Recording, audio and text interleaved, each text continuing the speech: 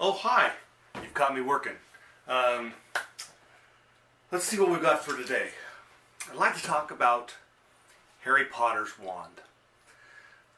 It's the first wand that I bought at Universal Studios Hollywood. It's an interactive wand, and I was able to do magic at the shops they had along the way there in Hogsmeade, which was fun. It was really fun. I think they could do more with it, but for a kid with a big imagination, it's great. It's a lot of fun to go through there and do the little swish and flicks and have things happen. The wands are a little bit pricey for what I consider they should be, but it's a souvenir. Anywhere you go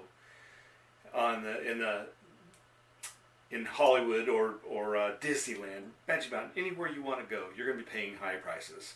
So it was under $50, but it was worth it to me as a fan and a collector.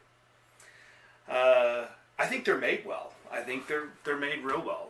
It's held up and does good for what it is. It's a toy, but it's a collectible, and it looks good. Harry Potter's wand is holly with a phoenix feather, 11 inches long. He got it when he first went to Ollivanders to start out his years at Hogwarts. In his third year,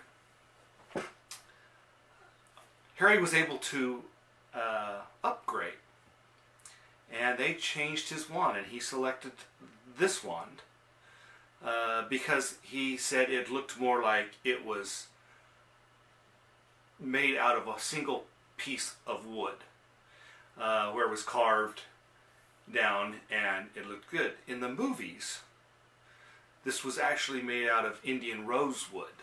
It gave it a little darker red color to it. But, as we know, it's supposed to be holly with a phoenix feather core. Phoenix feather cores are rare. As far as I know, there's only 2 wands that have a phoenix feather core, and that's Harry's and Lord Voldemort's. Phoenixes are rare birds. Not too many people have them, as we've learned. They seem to like the Dumbledore family. I'm sure others families have had them or been able to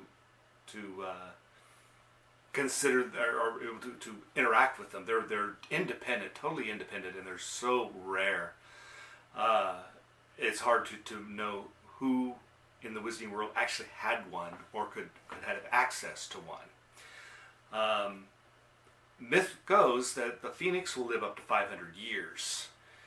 When they do die and they do return to ashes, it is of my opinion that the same bird is not rebirthed, but a new bird is born to take its place.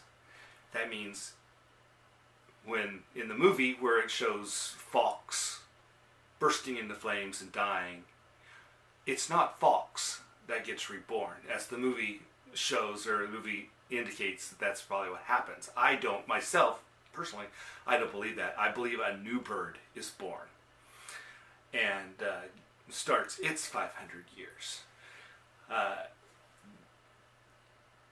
The myth about the healing tears, I believe that. Great strength, I'm not sure about that. Could be. They are a beautiful bird, and I think that's a great myth to think of. And having the magical healing powers and the independence, it makes a wand with that core hard to handle. They think on their own. They will act on their own, as you saw in the movies. The holly tree is it's called the tree of sacrifice. The wood takes something or needs something from the user, which means that the user has to like sacrifice part of themselves to have this wand work correctly for them.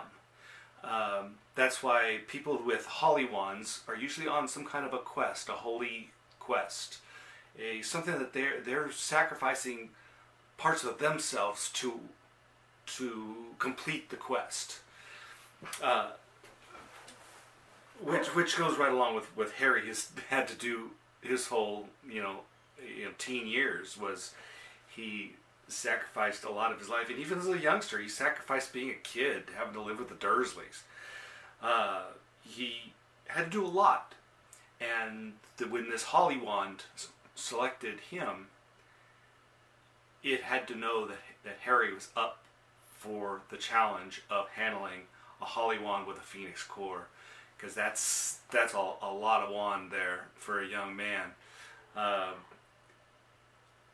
But as we saw, Harry was up for the challenge, and he was able to do a good job of it.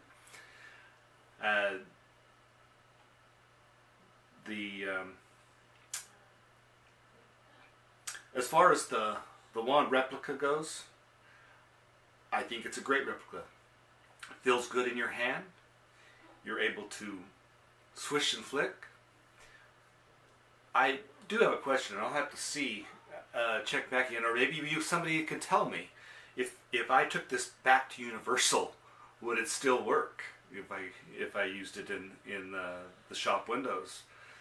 I'll have to find that one out. But that's my first wand review for the Wizarding World, Harry Potter's wand.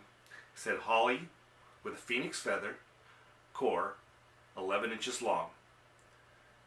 Nice wand. It was my first wand that I got for my collection, and it's well worth it. If anybody wants to start a wand collection, or just as interested in having a little keepsake from the Wizarding World, I recommend the Harry Potter wand. It's good. All right. Until next time, I'll keep reading up on wands and keep reading up on Wands of Cores and give you a good review. If you like it, subscribe. I'll try to get these things out more often. Like I said, I do work, so it's hard for me to get here, but I do care about what I'm trying to put out there. So let me know, and I'll see you next time.